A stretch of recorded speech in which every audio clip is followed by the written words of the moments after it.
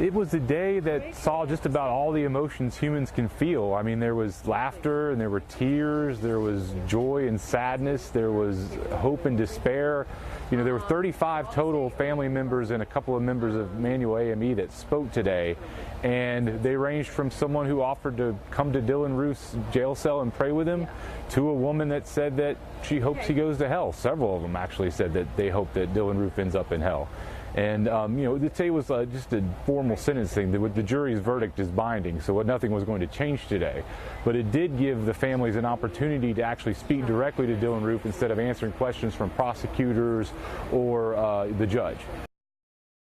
We realized very quickly in the hearing that Dylann Roof wasn't going to pay any attention to anybody. He just stared forward. You know, he had the same 1,000-yard stare, you know, his head down slightly. But that didn't stop folks from trying to address him. The one that I remember the most was right towards the beginning. One of the family members said, "Dylann," you know, kind of like you're trying to get a hold of him. They went, "Dylann," and they went, "Dylann," really loud. I mean, you know, startling the whole courtroom except for Dylann Roof, who never moved.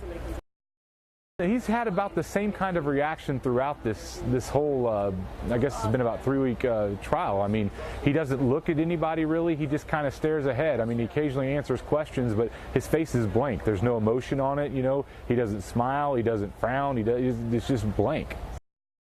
Several people mentioned he has a cold, dark heart, and I think, you know, from looking at it, you can see how they come up with that assessment. I mean, there's just he hasn't apologized, he's never shown any remorse for this. He said, in fact, yesterday, he said this was something he had to do. He said that when he confessed on June the 18th, one day after the shooting in 2015. He said the same thing yesterday, right before the jury sentenced him to death.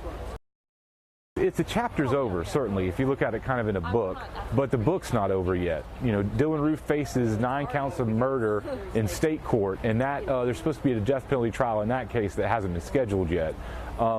In fact, he stays in Charleston. Typically, he'd be sent to federal death row after this, but instead, since there is that state trial coming up, the prosecutor just said they'll keep him in Charleston. As far as Charleston itself goes, I mean, the city has been slowly kind of healing. I mean, Charleston is a very unique kind of place, and, you know, there was a lot of rallying around. As one of the family members said, you know, hate didn't win this time, love won, and love has conquered all.